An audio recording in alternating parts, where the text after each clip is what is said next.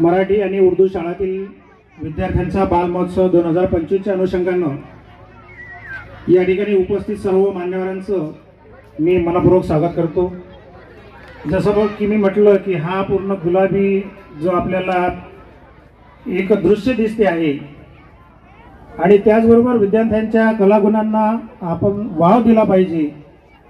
त्यांच्या अंगी असलेले कलाकुसर आपण प्रदर्शित करण्याचा आपण प्रयत्न केला पाहिजे। या दृष्टिकोनातून सर्वप्रथम ज्यांनी या कार्यक्रमाचं आयोजन करण्याची परवानगी दिली आणि अगदी 2 शब्दामध्येच त्यांनी सांगितलं की अतिशय दर्जेदार स्वरूपाचा बालमहोत्सव झाला पाहिजे, त्या दृष्टिकोनातून आम्ही एक सर्व मुख्याध्यापक आणि सर्व प्रमुख यांचे सभा घेऊन आपण या ठिकाणी बारीक सारीक स्वरूपाचं नियोजन केलेलं आहे। आजच्या 20 तारखेला आपण उद्घाटन समारंभ या ठिकाणी घेत आहोत। 20 ते 24 तारखेपर्यंत आपण या ठिकाणी सांघिक खेळ घेणार आहोत।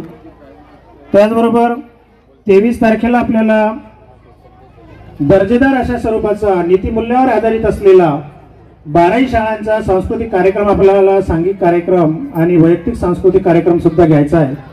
तर त्या दृष्टीने सुद्धा आदरणीय बेंबरे साहेबांनी आपल्याला हॉल उपलब्ध करून दिलेला आहे। एकदा आपण साहेबांचं पुनश्च टाळ्यांच्या गजरात स्वागत करूया। आणि साहेबांनी जी आपल्याला संधी दिली त्या दृष्टीने आपल्या टाळ्यांचा गजर कुठेतरी कमी होत आहे। म्हणजे मला असं ते मनास वाटते की पिसा टमाटर उसे जूस कहते हैं और टाली न बजाने वाले को कंजूस कहते हैं।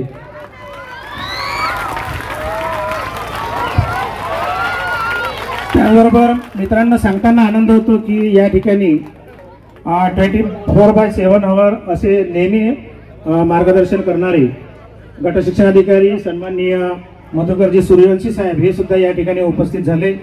त्यांचं सुद्धा शाळांच्या विद्यार्थ्यांच्या प्रती असलेला जिव्हाळा आणि शिक्षक आणि एकंदरीत शैक्षणिक समाजाविषयी असलेली आपुलकीची भावना याचमुळे नेहमी ते आपल्याला मार्गदर्शन सुद्धा करतात आणि आज या आपल्या कार्यक्रमामध्ये सुद्धा उपस्थित झाले।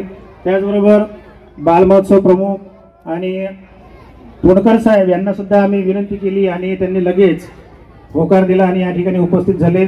मी शहर समन्वयक या नात्यानं आपणा सर्वांचे या ठिकाणी मनपूर्वक आभार मानतो। त्याचबरोबर आपण 27 आणि 28 तारखेला वैयक्तिक खेळ सुद्धा आपण ठेवलेले आहेत। पूर्ण खेळ याच ठिकाणी होतील आणि बेंबरे साहेबांविषयी आपल्याला जेवढ्या टाळ्या वाजवल्या तेवढ्या कमीच आहेत, कारण आम्ही एक एक समस्या सांगत गेलो आणि साहेब त्याला हो म्हणत होते आणि म्हणूनच ह्या सर्व जो बालमहोत्सवाचं जे फूल आहे हे आपल्याला इथं फुलवता आलं। जसं की आम्ही म्हटलं साहेब एक सांस्कृतिक कार्यक्रमासाठी आपल्याला हॉल पाहिजे, साहेबांनी स्वतः हॉल उपलब्ध केला आणि साहेब म्हणत देऊन टाका। म्हटलं साहेब टी-शर्ट पाहिजे, साहेब म्हणत देऊन टाका। म्हटलं साहेब विद्यार्थ्यांना नेण्याची व्यवस्था सुद्धा करावी लागते, साहेब म्हणत करून टाका। तर म्हणून आमच्या सुद्धा मनामध्ये असं आलं की शिवसाहेबांचा सुद्धा या ठिकाणी शाल आणि सत्कार करूनच टाका। आणि जसं की वडाळ सरांनी या ठिकाणी आपल्या भावना व्यक्त केल्या की याहीपेक्षा निधी, तर वडाळ सर साहेबांनी मला अगदी 2 वाक्यामध्ये सांगितलं की तुम्हाला पैसे दिलेले आहेत, पैशाची काळजी करू नका, पण एकदम दर्जेदार कार्यक्रम झाला पाहिजे आणि त्या दृष्टीने आपण हा प्रयत्न केलेला आहे। या बालमहोत्सवात काही चांगल्या गोष्टी झाल्या तर ते तुमचं यश समजा आणि जर काही चुकीचं झालं असेल तर ते माझं अपयश असं समजा। आपण सर्व मिळून हा एक अतिशय चांगल्या स्वरूपाचा बालमहोत्सव आपण या ठिकाणी साजरा करूया।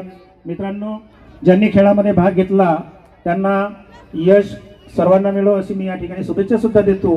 पण या ठिकाणी मी एक विशेष शुभेच्छा देतो की आपण खेळामध्ये सहभागी होत असताना आपल्या कलेचं आपण त्या ठिकाणी प्रदर्शन करतो, आपल्या चिकाटीचं प्रदर्शन करतो।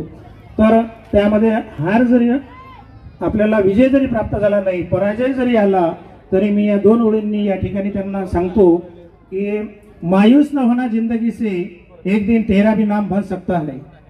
मायूस न होना जिंदगी से एक दिन तेरा भी नाम बन सकता है। अगर दिल में हो हौसले और आग का हो जज्बा तो यहाँ अखबार बेचने वाला भी कलम बन सकता है, अखबार बेचने वाला भी कलम बन सकता है। पुनश्च या ठिकाणी मला बोलण्याची संधी दिली आपणा सर्वांचं मी या ठिकाणी मनपूर्वक धन्यवाद व्यक्त करतो। थँक्यू, धन्यवाद, शुक्रिया।